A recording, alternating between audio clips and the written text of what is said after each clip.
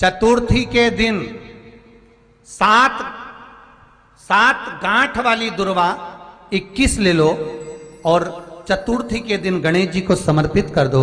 पंचमी तिथि को उस दुर्वा को उठाकर दूध में डाल दो और उस दुर्वा को दूध में डालकर उस दूध में उस दुर्वा को मल लो और जिसके सफेद चमड़ी पड़ गई हो, चर्म रोग हो गया हो, उस दूध को उस दुर्वा के साथ, दूध नहीं भी हो तो पंचमी के दिन दुर्वा का लेपन शरीर पर कर लें। आधे घंटे तक करने पर पंचमी को प्रदोष काल में स्नान कर लें। महाराज आपको चर्म रोग में आराम लग जाएगा, सफेद चमड़ी अपने असली रंग में आना प्रारंभ हो जाएगी।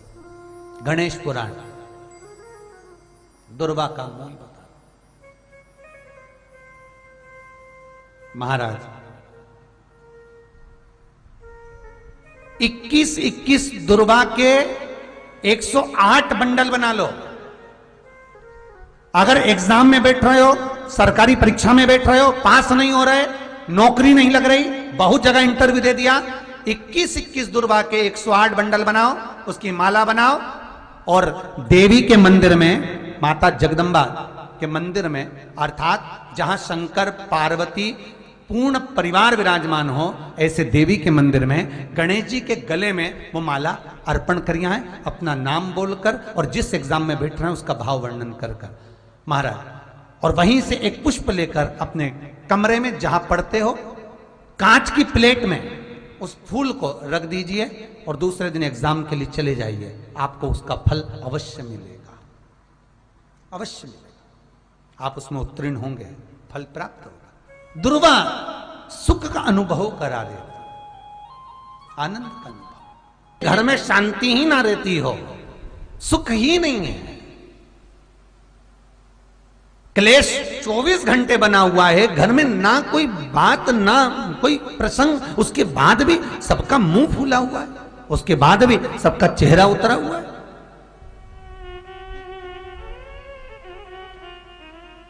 जिस घर में सुख और शांति ये दोनों चीजें नहीं हैं, वो निवेदन है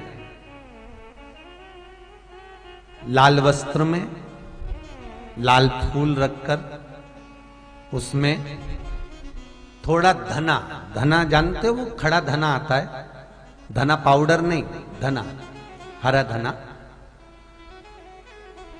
और 5 गोल सुपारी, जो गोल सुपारी होती है पूजन वाली सुपारी, 5 पूजन वाली सुपारी, 5 बेलपत्र इस लाल वस्त्र में रखकर घर के मध्य भाग में पूरे घर का केंद्र बिंदु मिला लो, पूरे घर का नाभि कोण मिला लो, पूरे घर का नाभि स्थल, मध्य स्थल मिलाकर वहां पटे पर रखकर कुंकू चावल से पूजन कर कर उस पर 3 बार पानी को फेर कर भगवान श्री गणेश जी महाराज के मंदिर में बिना बोले जो रख कर आ जाता है, उसके घर में कभी क्लेश नहीं होता, सुख और शांति ये दोनों प्रवेश कर जाती है। भगवान शंकर का शिवलिंग बेलपत्री के पेड़ के नीचे बनाना, साथ में गोबर के विनायक बनाना, गोबर का गणेश, और गोबर का गणेश बनाकर एक छोटी सी पिंडी जैसी माता जगदम्बा के लिए एक ढेली रख देना, गोबर की, महाराज मिट्टी या गोबर की। इन तीनों स्वरूप का पूजन आप करना बड़े प्रेम से, चंदन चंदन आदि अक्षत पुष्प समर्पित कर कर, कच्चा दूध तीनों पर चढ़ाना, दही तीनों पर चढ़ाना, शहद तीनों पर चढ़ाना, घी तीनों पर चढ़ाना, शक्कर तीनों पर चढ़ाना, पूजन कर कर एक इतना बड़ा लाल वस्त्र, लाल वस्त्र, उस लाल वस्त्र पर अपने हाथ के छापे बनाकर कामना कर कर कि हम पति पत्नी में कभी झगड़ा ना हो, प्रेम बढ़े, क्लेश ना हो, आनंद बढ़े, छापे लगाकर उस वस्त्र से उन मूर्तियों को ढाक देना, पूजन कर कर घी का दिया लगाकर ढाक दीजिए। 108 चावल के दाने लेकर एक एक चावल का दाना अपनी कामना कर कर उस वस्त्र पर डाल दीजिए। वस्त्र का चावल अपने ऊपर बाद में छिड़क लीजिए। मूर्तियों का पूजन कर फिर वापस पूजन कर कर विसर्जन कर दीजिए। अगर अदालत में केस भी चल रहा होगा तलाक तक का, तो भी प्रेम बढ़ सकता है और आपका जीवन सुखमय हो सकता है, आनंदित हो सकता है। कोई पैसे नहीं दे रहा, अवश्य करें। कोई धन नहीं लौटा रहा, अवश्य करें। कहीं किसी कंपनी में आपका पैसा उलझ गया है, नहीं मिल रहा है, अवश्य करें, मिलेगा फल।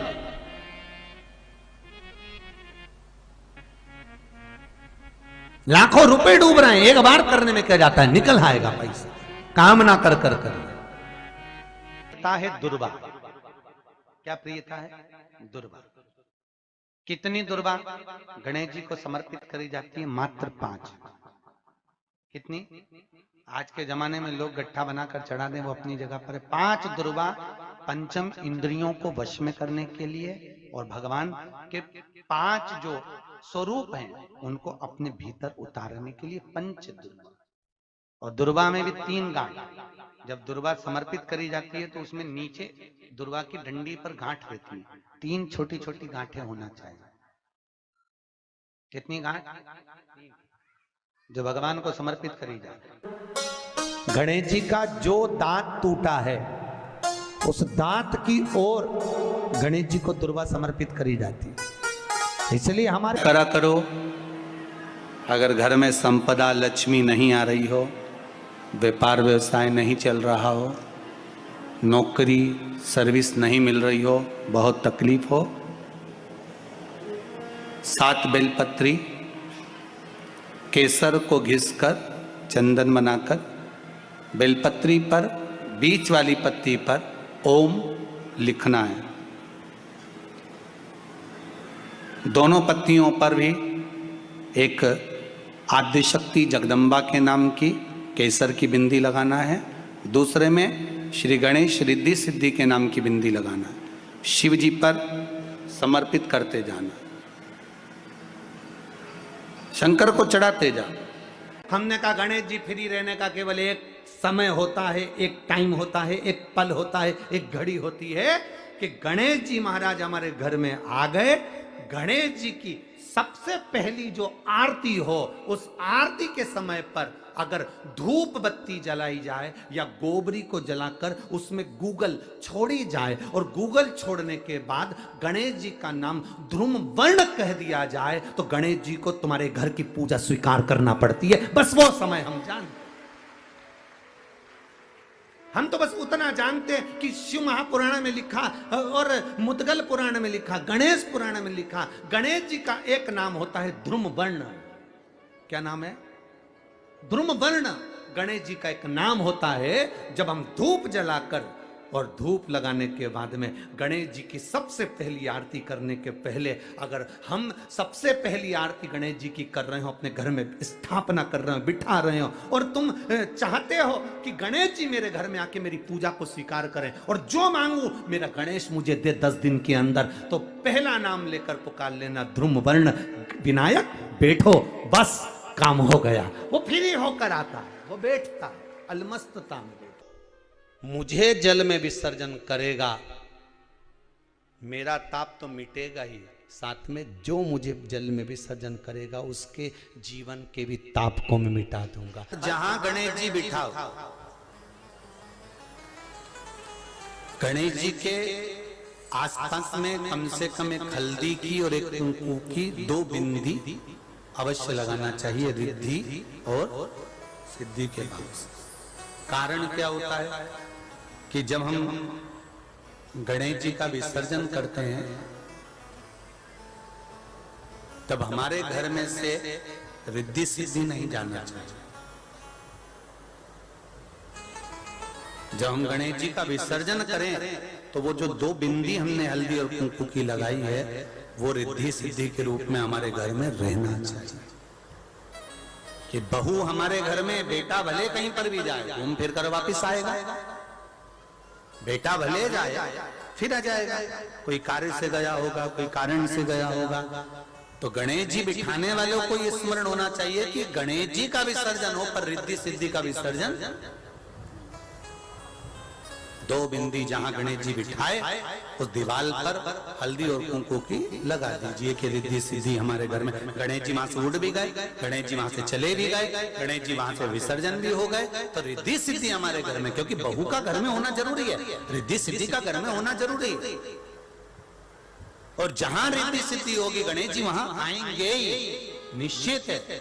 रिद्धि सिद्धि का होना जरूरी है। घर में अपने जहां गणेश जी बैठे वहां पर दो बिंदी, एक हल्दी की एक कुंकू की, दो बिंदी ये भाव से लगाए। अगर बिंदी नहीं लगाना है तो दो स्वस्तिक बनाए, दो स्वस्तिक बनाए, वो भी रिद्धि सिद्धि का था। हिंदू धर्म में दो तरह के गणेश जी का प्रमाण कहा जाता है, एक राइट सूंड के गणेश, एक लेफ्ट सूंड के गणेश। राइट सूंड का जो गणेश होता है वो घर में रखा जाता है, और लेफ्ट सूंड का जो गणेश होता है वो अपने ऑफिस में, व्यापार की जगह पर, दुकान में, धंधे में, पानी में, सर्विस में, नौकरी में लेफ्ट सूंड का गणेश रखा जाता है। जिसकी दुकान, व्यापार, व्यवसाय में अगर राइट सूंड का गणेश रखा जाता है तो लक्ष्मी आती है पर टिकती नहीं है। इसलिए घर में सीधी सूंड का गणेश, और दुकान, व्यापार, व्यवसाय में, ऑफिस में उल्टी सूंड का, दो गणेश। तो इसका मतलब ये थोड़ी ना कि तुम्हारे घर में गणेश जी बैठा तो तुम उठा के बदल लिया यहाँ कहीं। तो गणेश जी की दो धर्म पत्नियां, वैसे तो गणेश जी की कुल मिला के 5 पत्नी। कितनी है? गणेश जी की 5 पत्नी। पहली श्री, दूसरी तुष्टि, तीसरी पुष्टि, चौथी रिद्धि और 5वीं सिद्धि। ये व्यक्ति के नाम के आगे जो लिखा रहता है ना श्रीमान, ये श्री संबोधन कहाँ से आया? और एक पीछे लिखते हैं, जैसे नाम के आगे लिखते हैं श्री और पीछे लगाते हैं जा में ई की मात्रा जी। लिखते हैं कि इधर नहीं लिखते? लिखते हैं श्रीमान अग्नि प्रसाद जी, श्रीमान बद्री प्रसाद जी, श्रीमान हरीश प्रसाद जी। तो श्री आगे क्यों आया और जी पीछे क्यों आया? कौन ने लगाया? किस लिए लगाया? कौन ने बताया कि आगे श्री लिखो? किसी के नाम के आगे जी लिख दे, पीछे श्री लिख दे, मर्जी अपनी, अपन कुछ भी लिख सकते हैं। पर किसने कहा कि आगे श्री लिखो? क्योंकि गणेश जी महाराज जब विवाह करने जा रहे थे और गणेश जी की जब बारात जा रही थी तो यमुना जी के तट पर गणेश जी की प्रथम पत्नी श्री गणेश जी के चरण पखारने के लिए खड़ी हो गई। और प्रथम गिनती में जब गणेश जी चलने लगे तो श्री ने उनके चरणों को रोक लिया और कहा, प्रभु मैंने आपका आवाहन करा है, मैं आपको अपने पति के रूप में देखती हूँ। भगवान गणेश जी ने कहा, तूने प्रथमता में मुझे पाया है, जिसके नाम के आगे तेरा संबोधन लगा रहेगा वो जगत में प्रसिद्ध होता चले जाएगा। इसलिए श्रीमान लिखा जाता है। जिसके घर में भगवान गणेश की नृत्य की मूर्ति लगी रहती है, उस घर में जितने भी परिवार के लोग रहते हैं वो कहीं ना कहीं 24 घंटे काम में लगे रहते हैं, पर उनको शांति रत्ती भर की नहीं मिलती है। तो शोक चला, गणेश जी ढोल बजा रहे हैं, वो मूर्ति का फोटो घर में लगा दिया। यदि देवता की अपमानजनक मूर्ति या स्मरण पूजन का भाव अगर कहीं लगाया भी जाता है तो उस घर में शांति रत्ती भर की नहीं रहती है महाराज। सतयुग में सिंह वाहन विनायक, त्रेता में मोर वाहन मोर ध्वज, द्वापर में चूहा वाहन गजानन, और श्री गणेश जी महाराज घोड़े पर विराजमान होंगे और उनका ध्रुमकेश नाम पड़ेगा। ये गणेश पुराण में श्री वेदव्यास जी वर्णन कर दिए महाराज। गणेश जी रिद्धि सिद्धि के साथ आपके घर में सदा विराजमान हो। सभी के घर में आज रिद्धि सिद्धि प्रवेश कर जाए।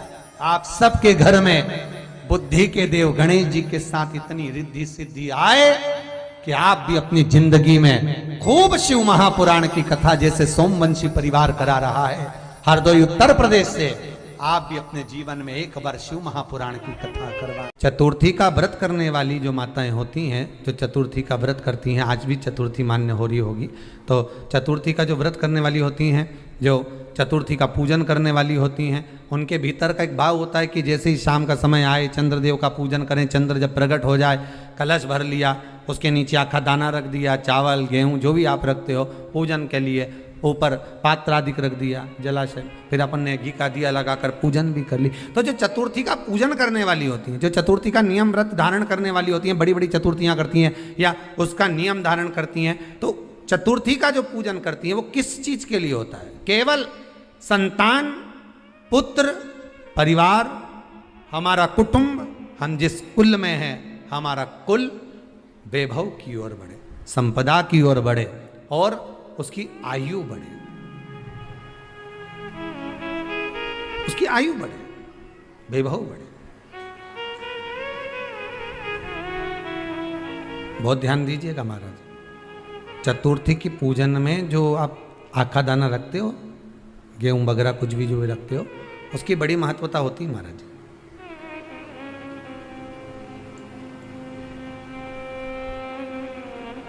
यहां तक कहा गया है, चतुर्थी की कथा तो आप लोग पढ़ते होंगे, जो लोग पढ़ते हैं उनको मालूम होगा, चतुर्थी की कथा में लिखा है,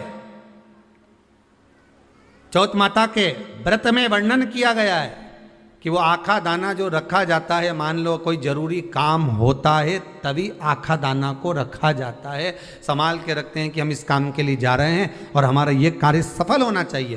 तो जिसने चतुर्थी का व्रत करा है, जिसने चंद्रदेव का पूजन करा, चतुर्थी का व्रत करा, वो गणेश जी से विनती करके वहां से 2-4 आखा दाना उठा ले, और जो व्यक्ति का काम अटक रहा है अपने ही घर का, पर दूसरे कुल को नहीं देना, अपने ही कुल के अंतर्गत जो काम अटक रहा है उसकी जेब में, उसके पल्लू में उस चीज को रख दिया जाए।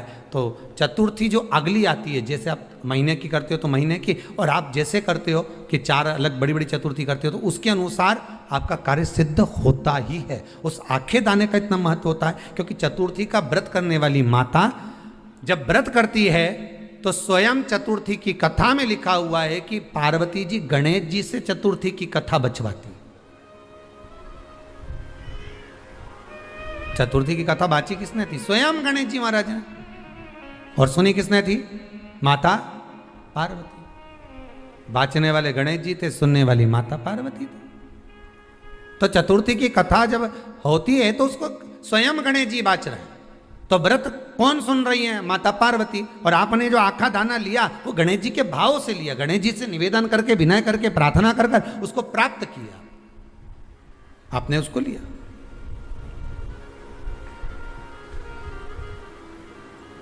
फल प्रदान कर देता है, कार्य की सिद्धता देता है। और एक और चीज ध्यान रखिएगा,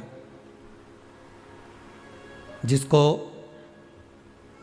पथरी की बीमारी हो या किडनी लीवर में कोई तकलीफ उत्पन्न हो जाती है, डायलिसिस चल रहा हो या डॉक्टर बोल रहे हो कि चेंज करना पड़ेगा, तो उसके पहले कोई सी भी 4 चतुर्थी, कोई सी भी 4 चतुर्थी, सफेद दुर्वा, जब गणेश शिव महापुराण की कथा बाची थी पिछले वर्ष की, शायद हमारे चैनल पर डली होगी, आप जब जाएंगे तो उसमें प्राप्त होगा।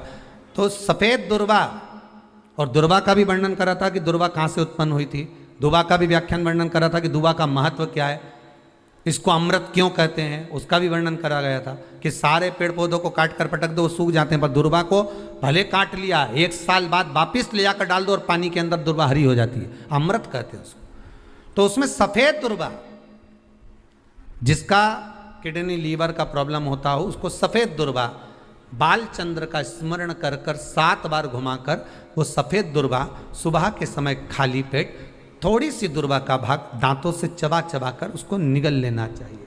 पथरी होती है तो 15 से 20 दिन में वो बाहर निकल जाती है, किस मार्ग से निकले, यूरिन आदि के माध्यम से वो बाहर हो जाती है। और अगर किडनी लीवर की प्रॉब्लम होती है, डायलिसिस चल रहा होता है, तो उसमें भी आपको सुख की प्राप्ति होती है। हफ्ते में अगर 2 डायलिसिस हो रहे हैं तो हो सकता है बाबा चाहेगा विश्वनाथ तो 1 कर देगा, धीरे धीरे उसको फिर 4 चतुर्थी कर लीजिए।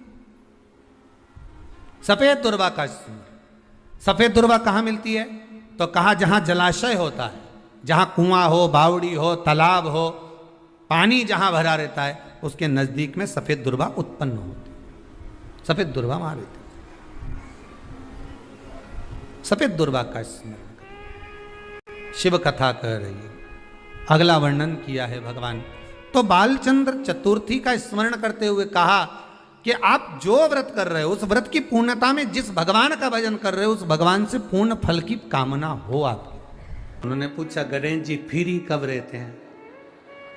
तो हमने कहा, अब ये तुम्हारे ऊपर, हमको तो मालूम भी नहीं, हम तो अपॉइंटमेंट लिए भी नहीं उनसे, तो तुम्हें ज्यादा स्मरण हो।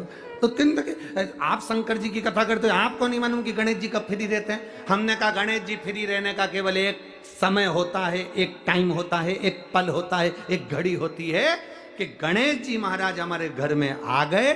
गणेश जी की सबसे पहली जो आरती हो, उस आरती के समय पर अगर धूप बत्ती जलाई जाए या गोबरी को जलाकर उसमें गूगल छोड़ी जाए और गूगल छोड़ने के बाद गणेश जी का नाम ध्रुम वर्ण कह दिया जाए, तो गणेश जी को तुम्हारे घर की पूजा स्वीकार करना पड़ती है। बस वो समय हम जानते। हम तो बस उतना जानते हैं कि शिव महापुराण में लिखा और मुद्गल पुराण में लिखा, गणेश पुराण में लिखा, गणेश जी का एक नाम होता है ध्रुम वर्ण। क्या नाम है? ध्रुम वर्ण गणेश जी का एक नाम होता है। जब हम धूप जलाकर और धूप लगाने के बाद में गणेश जी की सबसे पहली आरती करने के पहले अगर हम सबसे पहली आरती गणेश जी की कर रहे हो, अपने घर में स्थापना कर रहे हो, बिठा रहे हो, और तुम चाहते हो कि गणेश जी मेरे घर में आके मेरी पूजा को स्वीकार करें और जो मांगू मेरा गणेश मुझे दे 10 दिन के अंदर, तो पहला नाम लेकर पुकार लेना, ध्रुम वर्ण विनायक बैठो, बस काम हो गया। वो फ्री होकर आता है, वो बैठता है, अलमस्तता में बैठता। अब वो हमसे पूछे समय क्या है? हमने कहा, देखो हमारे को तो मालूम नहीं, बस इतना जरूर जानते हैं कि ध्रुम वर्ण नाम के मेरे विनायक, जो जिनके शरीर से भक्तों के ताप मिटाने के लिए अग्नि तेज निकलता रहता है, जिनके शरीर से धुएं की भांति अग्नि प्रकट होती रहती है। अग्नि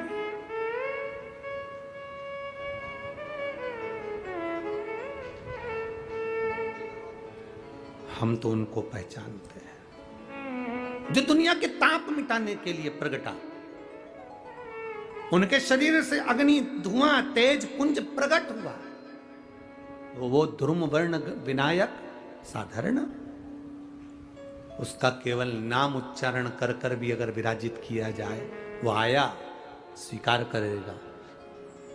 10 आप अभी तक बिठा लेते थे, सिद्धि विनायक आओ, मयूरेश्वर आओ, भगवान को बल्लेश्वर पधारो, आपने बुलाया, आया, वो बैठा, वो ऐसा नहीं कि नहीं बैठा, पर हमें समय का भान नहीं हो पाया। हम किस समय पर भगवान को रिझाएं? परमात्मा को रिझाने का कोई समय होता है? भगवान को तो जब तुम्हारी मर्जी पड़ जाए, जब तुम्हारा दिल कर जाए, तब मेरे भगवान को रिझाने का प्रयास करो, वो तुम्हारे करीब में आकर बैठ जाएगा। जब तुम्हारा मन पड़े, जब तुम्हारी मर्जी पड़े। दुर्वा बढ़ती है, और दुर्वा का एक बहुत सुंदर गुण है महाराज, बहुत सुंदर गुण है दुर्वा का। जहां पर उसके भीतर गांठ आती है ना, वहां से 2 रास्ते बना देती है। बोलो बनाती कि नहीं बनाती? कभी दुर्वा देखी होगी आपने। जहां गांठ आई वहां 2 रास्ते बनाएगी, फिर गांठ आई फिर 2 रास्ते बनाएगी, फिर गांठ आई फिर 2 रास्ते बनाएगी। दुर्वा का क्रम ऐसा है कि हम भगवान को दुर्वा क्यों देते हैं, उसका कारण यह है कि मान लो, हे परमात्मा, हे शंभु, हे गणेश, हे प्रभु नारायण, अगर मान लो मेरा एक रास्ता चलते चलते गांठ पड़ जाए, एक रास्ता मेरा बंद हो जाए, तो वहां से मेरे दूसरे रास्ते खोल देना। इसलिए दुर्वा भगवान को समर्पित करी जाती है। दुर्वा को समर्पित करने का क्रम ही यही है कि मेरे मार्ग खुल जाए, मेरी राह खुल जाए, मेरा मार्ग चारों तरफ खुलता चले। दुर्वा नीचे की ओर चलते चलते मार्ग खोलती चली जाती है।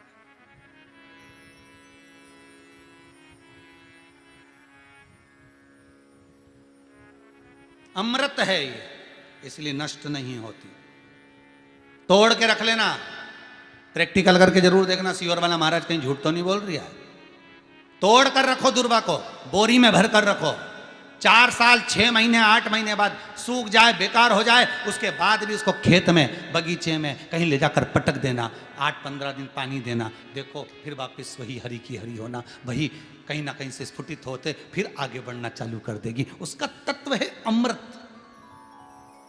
वो अमर है, मरती नहीं, फिर चालू हो जाती। शिव कहते हैं यही अमरता है, यही अमरता है कि दुख आया तो मरने की नहीं सोचना है।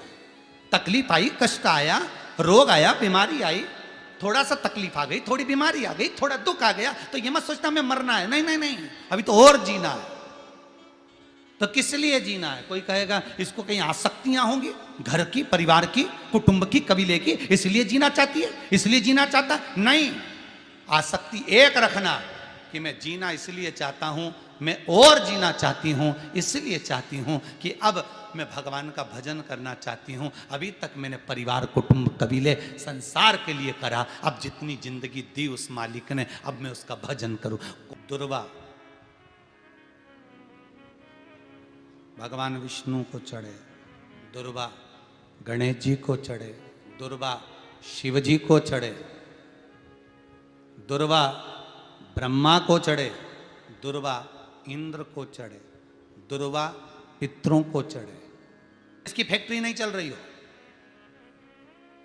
फैक्ट्री में बार बार कुछ तकलीफ आ रही हो, गाड़ियां नहीं चल रही हो, 4 व्हीलर गाड़ियां ले रखी हैं, कभी ट्रक गड़बड़ हो रहा है, कभी ट्रक में ये हो रहा है, कभी गाड़ी में ये हो रहा है, कभी बस में ये हो रहा है। बस एक काम करना है, दुर्वा का थोड़ा सा भाग लेकर पानी के लोटे में उसको डालकर 5 अक्षत के दाने उसको पटक कर उस गाड़ी के अंदर उस कलश को रख दो, बस आधे घंटे के लिए, और उस पानी को चक्के के चारों तरफ डालते डालते जाइए दुर्वा के साथ में, तकलीफ नहीं देगा। फैक्ट्री का भी यही प्रमाण है। दुर्वा में वो अमृत तत्व छुपा है जिसका सुख आनंद दे जाता है, आनंद। शिव पुराण कह रही है महाराज, दुर्वा का एक नाम और है, उसका नाम है अमृत जन्मा। क्या नाम है? अमृत जन्म। दुर्वा का एक नाम और है। मारवाड़ी लोग इसको ध्रुवी बोलते हैं, ध्रुव बोलते हैं। दुर्वा का वो सुख, शंकर भगवान गौ माता दूध की धार लगाती है, इसलिए दुर्वा का दूध से बड़ा मिलन है, बड़ा आनंद है, बड़ा सुख है। कोई भी ग्रह अनुकूल नहीं है, सब बेकार चल रहे हो, सब प्रतिकूल चल रहे हो, दूध के पात्र में दुर्वा डाल लो, पीपल के वृक्ष के नीचे चढ़ा कर आओ, राहु केतु शुक्र शनि जो भी गड़बड़ है सब सुधरना चालू हो जाता है। दुर्वा का वो सुख। जिस नदी में स्नान करो, तीर्थ में जाकर, उस नदी के पास में कोई बगीचा लगा हो, वहां की दुर्वा को तोड़कर स्नान करते समय नदी में मात्र विसर्जन कर देने पर पितरों को पिंड पहुंच जाता है।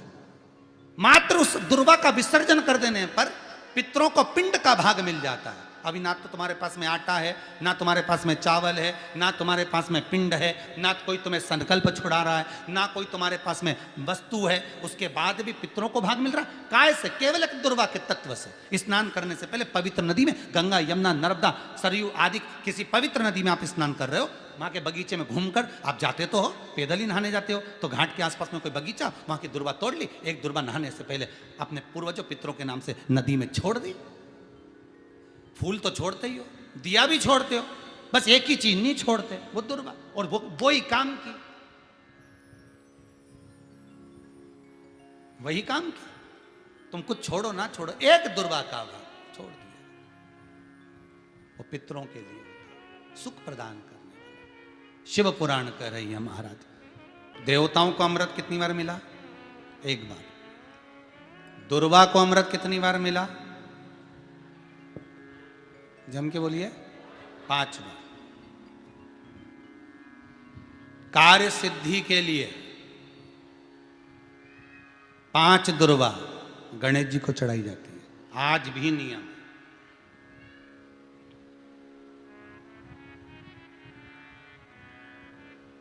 कभी आपको मौका मिला हो और आपने रावण संहिता पढ़ी हो। कौन सी संहिता? रावण संहिता। क्योंकि रावण शिव का उपासक था, भजन करने वाला था। शिव तांडव स्तोत्र आज भी लोग रावण का एक आनंद में पढ़ते। तो शिव का उपासक है रावण, शंकर का उपासक। विद्वान भी था, ज्ञानवान भी था। वो तो देवता के हाथ से मरना था उसको, इसलिए उसने मांगा ही यही था। जो मांगा वो मिला। तो रावण संहिता अगर किसी ने पढ़ी हो तो उसको मालूम होगा, रावण संहिता में 4 तरह के तिलक का महत्व बताया। कितने तिलक? 4। उन 4 तिलक में सर्वश्रेष्ठ तिलक रावण बताता है। एक तिलक सर्वश्रेष्ठ है, वो है दुर्वा। जो दुर्वा होती है, उस दुर्वा को जलाकर उसकी भस्म तैयार कर कर उसमें गाय का श्वेत गाय, कौन सी गाय? सफेद। उस गाय के शरीर पर कोई दाग ना, उसके शरीर पर पूर्ण तरह से श्वेत हो, ना लाल उसमें कोई धब्बा हो, ना काला धब्बा हो, ना कोई कलर हो, बस केवल श्वेत। रावण संहिता में 4 तरह के तिलक का प्रमाण दिया। तो एक तिलक रावण संहिता में वर्णन आया, एक तिलक का जो व्याख्यान वर्णन किया गया, उसमें दुर्वा को जलाकर राख कर कर भस्म बनाकर उसमें गाय का घी, देसी गाय का घी मिलाकर और उसका बिंदी, उसका तिलक मस्तक पर लगाकर या नैनों में सुरमा लगाकर जो व्यक्ति जिस किसी से मिले वो उसका हो जाता है। उस दुर्वा में इतना प्रबलता आ जाती है, अमृत तत्व जुड़ा हुआ है दुर्वा के। रावण संहिता में 4 तिलक बताएं, उसमें से सबसे 4 तिलक में अलग अलग, एक बेलपत्री की जड़ का तिलक है, एक आंकड़े की जड़ का तिलक है। रावण संहिता में 4 तिलकों का वर्णन है, उसमें मुख्य है सबसे ज्यादा।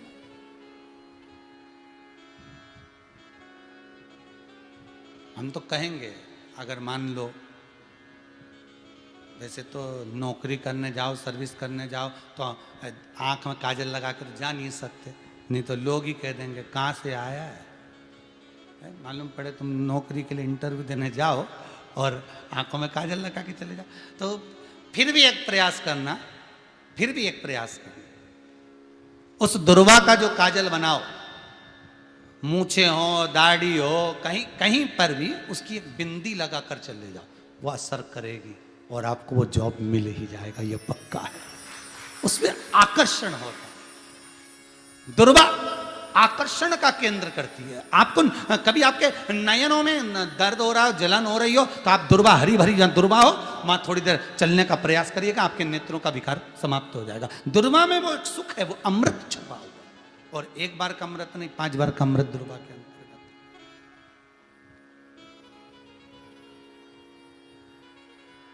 कौन से देवता हैं जिनके ऊपर दुर्वा का जल दूध में मिला हुआ छीटा जाए?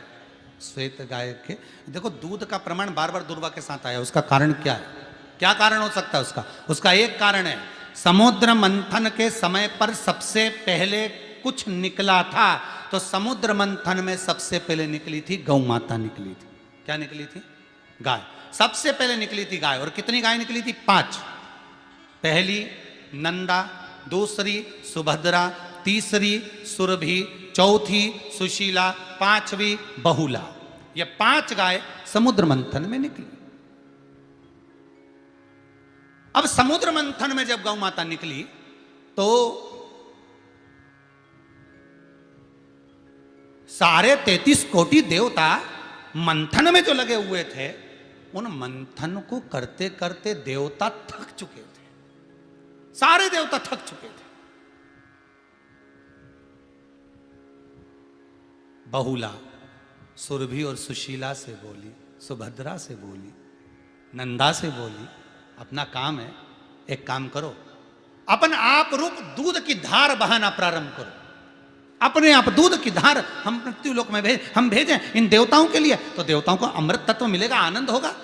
और गौ माता ने ऊपर खड़े होकर जो दूध बहाना प्रारंभ करा, वो देवताओं के मुख में आधा तो गया और आधा दूध समुद्र पर जब गिरा, और जो मंथन चल रहा था उस मंथन के चलते, कभी दूध का दही का मंथन करना तो क्या निकल कर आएगा, मक्खन आ जाएगा। वो मक्खन तेड़ता हुआ समुद्र की लहर से दुर्वा पर जा पड़ा। इसलिए आज भी दुर्वा के साथ में गौ माता के दूध का बड़ा प्रमाण है, वो भी देसी गाय, जर्सी नहीं, विदेशी नहीं, देसी गाय।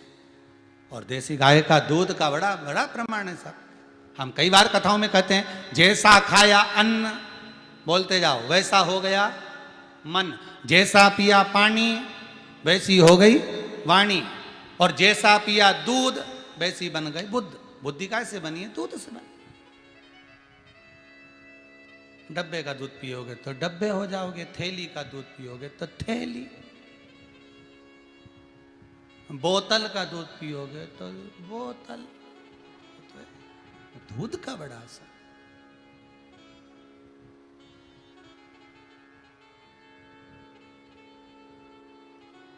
गौ माता के दूध का पान।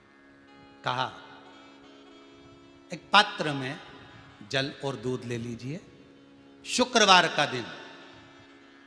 तो कहोगे गुरुजी ये कथा कहाँ से निकाल के लाए हो? तो विष्णु पुराण में से आप उसको स्मरण कर सकते हो। काय में से? विष्णु पुराण में से। एक पात्र में देसी गाय का दूध, जल उसमें रखकर, और आपके यहाँ अगर लड्डू गोपाल हो, यदि आपके घर में ठाकुर जी हो, लड्डू गोपाल हो, विष्णु जी का कोई स्वरूप हो, श्री हरि का कोई स्वरूप हो, तो उस पर शुक्रवार के दिन आप संध्या के समय पर दुर्वा डालकर, उस दुर्वा से अगर लक्ष्मी जी के नामों का 108 बार उच्चारण कर कर, घी का दिया लगाकर, कैसर के चावल साथ में रखकर, केवल उस जल का और दूध का मात्र छींटा देते हो, तो उसके घर में कभी लक्ष्मी की कमी नहीं आ सकती, संपदा बढ़ती चली जाती है। 108 बार लक्ष्मी के नाम का मात्र उच्चारण कर लेने पर, भगवान विष्णु के चरणारविंद पर, भगवान विष्णु के चरणों पर केवल उस दुर्वा का, जल का, दूध का सींचन कर देने से भी लक्ष्मी की वृद्धि होती, लक्ष्मी देती।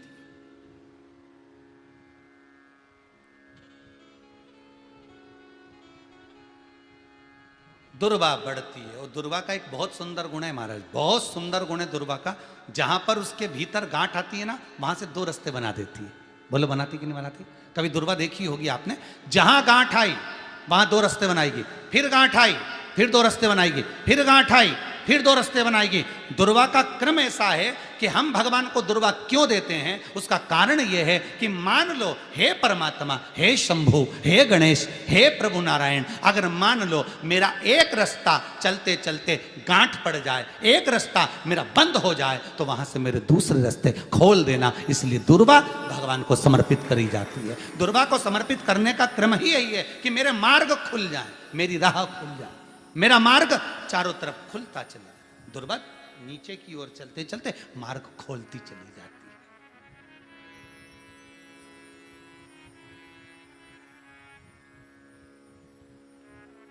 अमृत है ये, इसलिए नष्ट नहीं होती।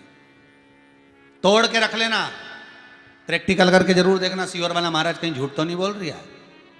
तोड़ कर रखो दुर्वा को, बोरी में भर कर रखो, 4 साल 6 महीने 8 महीने बाद सूख जाए, बेकार हो जाए, उसके बाद भी उसको खेत में, बगीचे में कहीं ले जाकर पटक देना, 8-15 दिन पानी देना, देखो फिर वापस वही हरी की हरी होना, वही कहीं ना कहीं से स्फुटित होते फिर आगे बढ़ना चालू कर देगी। उसका तत्व है अमृत, वो अमर है, मरती नहीं, फिर चालू हो जाती। शिव कहते हैं यही अमरता है, यही अमरता है कि दुख आया तो मरने की नहीं सोचना है। तकलीफ आई, कष्ट आया, रोग आया, बीमारी आई, थोड़ा सा तकलीफ आ गई, थोड़ी बीमारी आ गई, थोड़ा दुख आ गया, तो ये मत सोचना मैं मरना है, नहीं नहीं नहीं, अभी तो और जीना है। आया दरवाजे तक रोग, आया दरवाजे तक बीमारी, आया दुख दरवाजे तक, दुख क्यों ना आएगा? हमारे पूर्व का कर्म है तो दुख तो मिलना ही है। कोई महाराज जी तुमसे कह दे कि तुम्हें दुख ही नहीं आएगा, मैं बैठा हूं, तो महाराज जी से कहते ना तुम्हारे चरण कहां, मैं बता दो, क्योंकि दुख तो आएगा। जैसी करनी वैसी कर नहीं। जो पूर्व में कर कर आए हो, भले आज तुम किसी को दुख नहीं दे रहे, भले आज तुम किसी को तकलीफ नहीं दे रहे, पर पूर्व का कर कर आए हो वो तो भोगना पड़ेगा। दो कारणों से मनुष्य का शरीर मिलता है, एक कर्म का भोग भोगने के लिए, दूसरा भगवान का भजन करने के लिए। भजन भी करो और दुख भी भोगो। जो मिला है किस्मत में, बड़े प्रेम से मिला, ना जाने क्यों मिला इतना दुख, उसका कारण होगा। वो कारण को ढूंढना बाद में, अपने को ढूंढने की जरूरत भी क्या, अपन तो भजन करो, भजन करोगे तो दुख कटेगा। मंदिर जाने से दुख नहीं कट रहा, दुख कैसे कट रहा है? मंत्र जपने से, नाम जपने से, राम कहने से, कृष्ण कहने से, शिव कहने से, भवानी कहने से। मंत्र जितना जपोगे उतना दुख कटता चले जाएगा, उतना दुख कटेगा।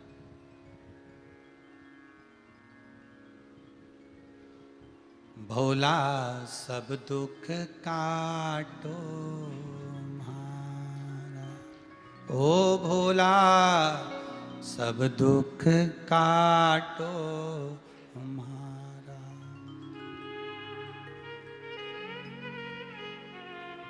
शिव शंकर जपूं तेरी माला, भोला